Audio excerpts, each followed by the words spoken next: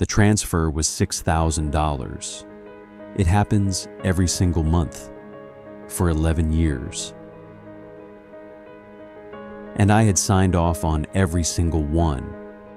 Before I tell you what I found and what I did about it, I need you to understand something. Derek wasn't just my business partner. He was the best man at my wedding, the person I called when my father died, the only other person on the planet who knew exactly how close we came to losing everything in year 2 and chose to stay anyway.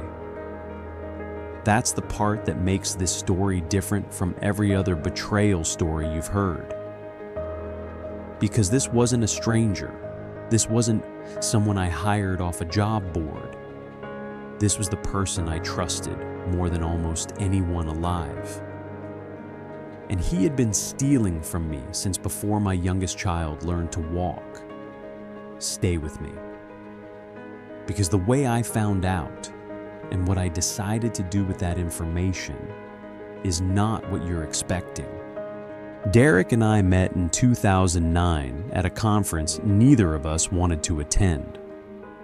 We were both working for other people, both frustrated, both certain we could build something better if we just had the right partner.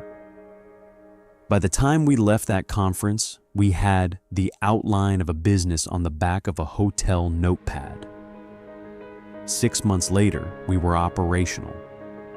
A year after that, we had our first major client.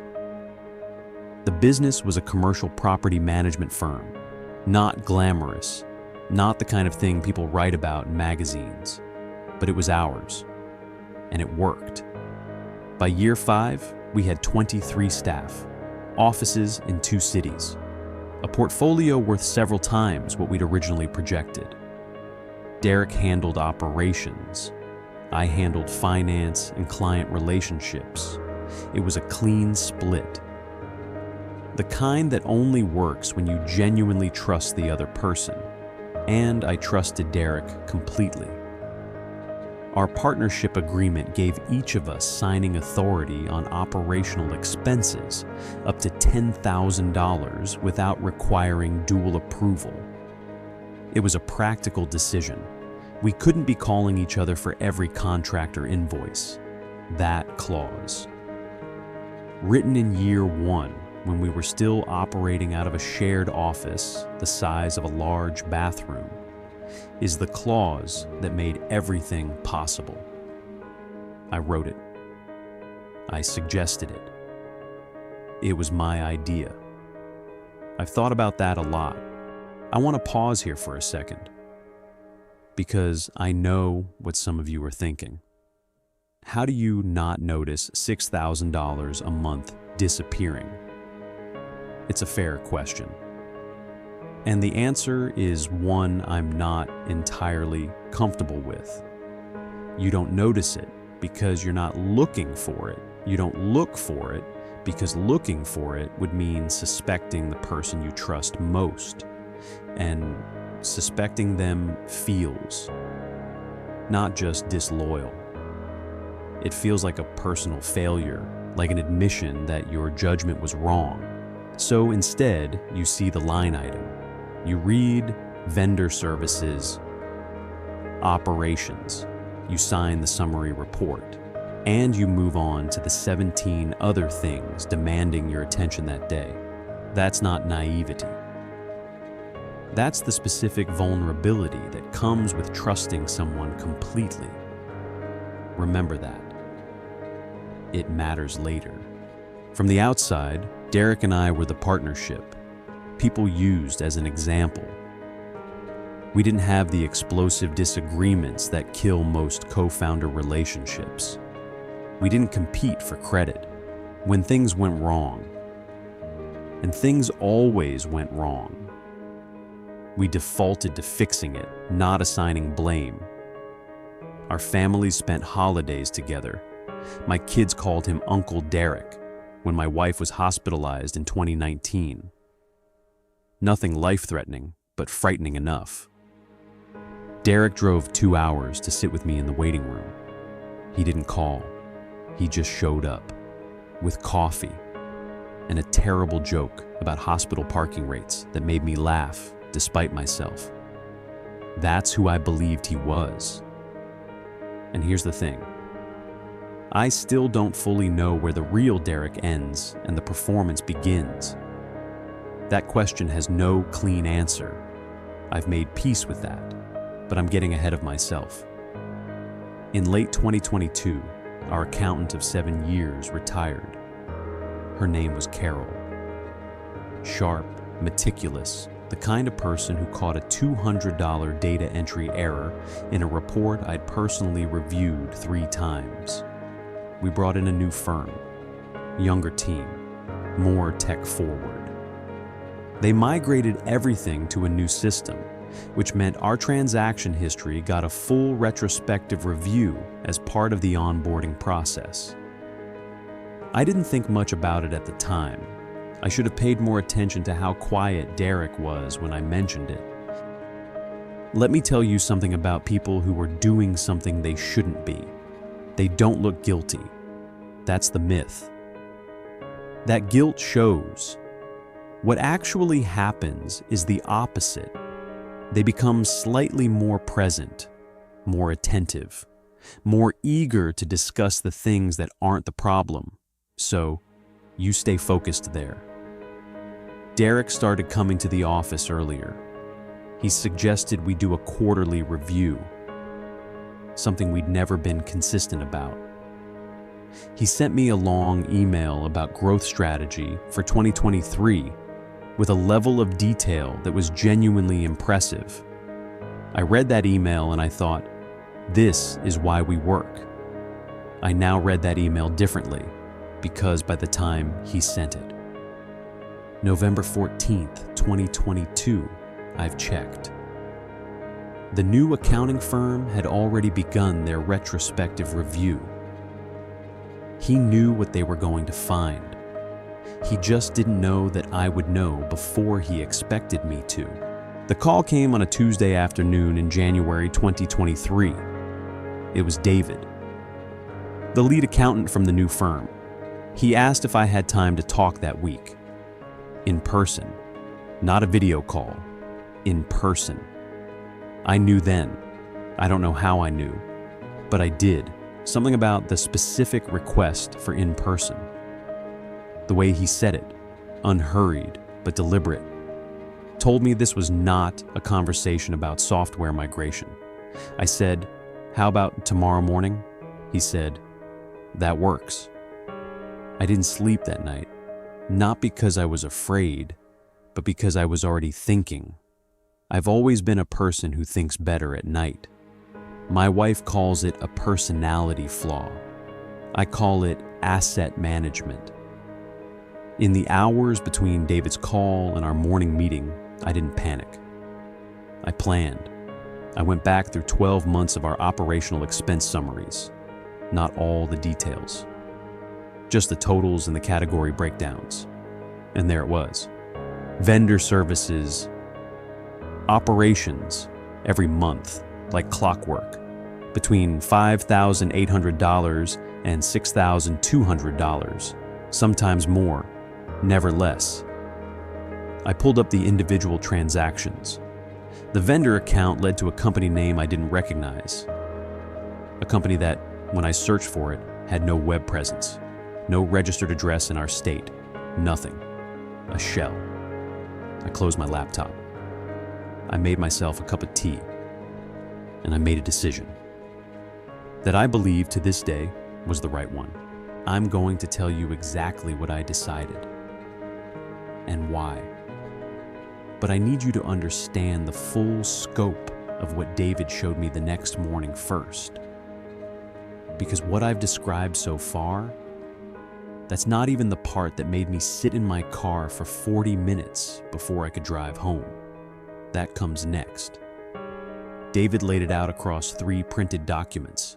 The vendor services operations account had been active since October 2010. We incorporated in April 2010. He had started it within 6 months of the first invoice we ever sent a client, over 11 years and 4 months. The total transferred out of the business through that single vendor account came to just under $850,000.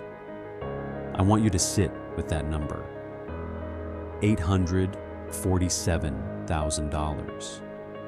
Not from a large corporation where that figure disappears into the noise. From a business that Derek and I had built with our own hands, our own risk, our own 18-hour days in year 1, when neither of us was paying ourselves enough to cover rent comfortably. David showed me the shell company registration. It was registered in Delaware in Derek's mother's maiden name. The signatory on the account was a woman with the same surname, later confirmed to be Derek's aunt. He had not done this alone. It was structured. It was deliberate. It was, in the language David used carefully, consistent with long-term intentional financial fraud. He asked me what I wanted to do. I told him I needed 24 hours. He said, "Of course, but I want to be clear. As your accounting firm, we have reporting obligations that..." I stopped him. "I understand your obligations," I said. "Give me 24 hours. I will not do anything to complicate your position." He gave me 24 hours, and in those 24 hours, I did something that almost everyone I've told this story to says they could never have done. I did not call a lawyer first. I know. Every reasonable person reading a story like this goes straight to the lawyer. And I want to be clear. That call happened, just not first. The first thing I did was sit in the room I use as a home office and spend about an hour just thinking about Derek. Not about the money, about him. About the man who sat with me in that hospital waiting room. About the early years, say when things were genuinely uncertain and he could have walked away but didn't. About the version of this friendship that I now had to understand was, at least partially, constructed. I wasn't doing this out of sentimentality. I want to be clear about that. I was doing it because I needed to understand the shape of what had happened before I decided what to do about it. There's a difference between acting from anger and acting from clarity. Anger is fast and loud and satisfying in the moment. Clarity is slower, and it tends to produce better outcomes. I chose clarity, and clarity told me something important, the worst thing I could do.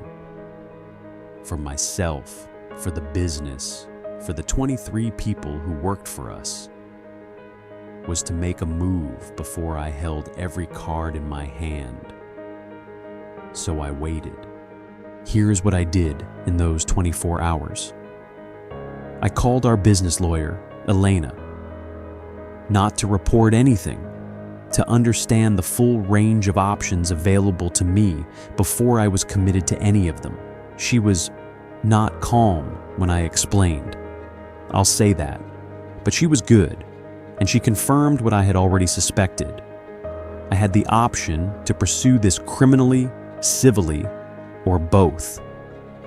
I also had the option to negotiate a private settlement, a route that came with its own legal structure and its own protections. Criminal route, likely to become public, long, uncertain outcome. The business becomes a subject of public record throughout the process. Civil route, faster, more controllable, but still visible if it went to litigation. Private settlement, contained, binding, and if structured correctly. Potentially full recovery. I asked Elena which she'd recommend. She said, "That depends entirely on what you want. The money back or something else?" I said, "The money back." "And his name is off the building," she said. "Then we have a plan." The second call I made was to our bank.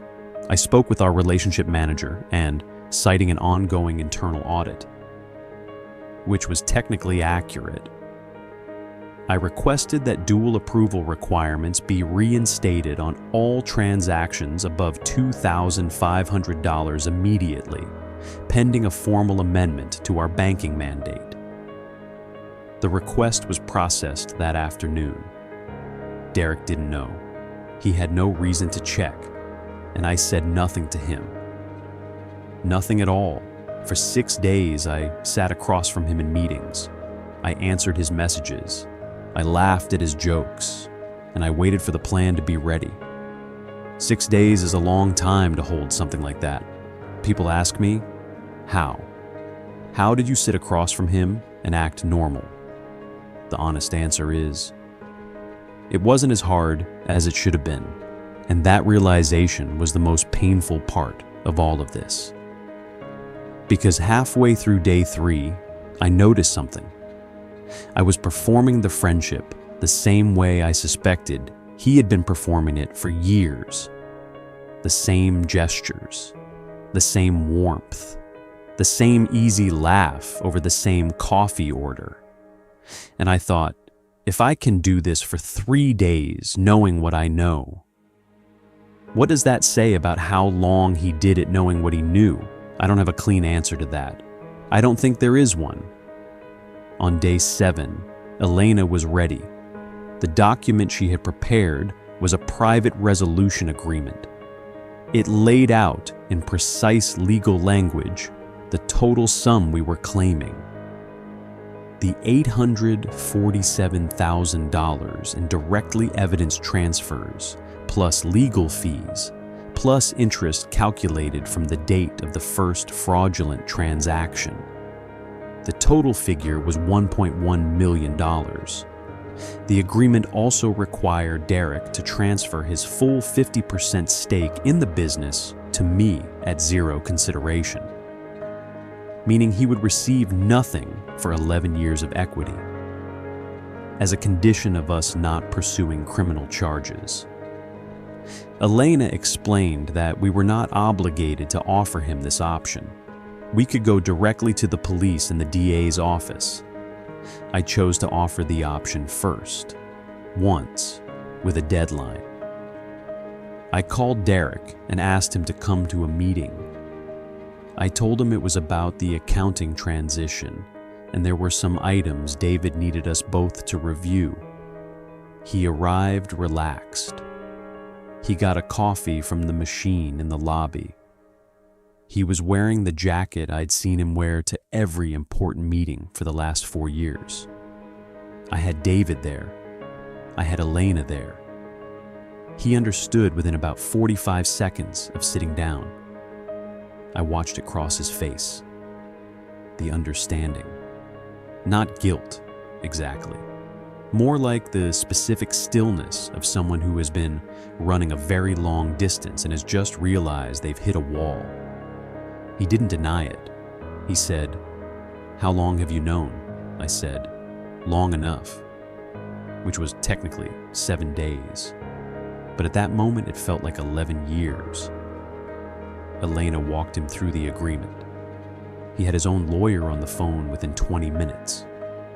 That conversation lasted 40 minutes. He signed.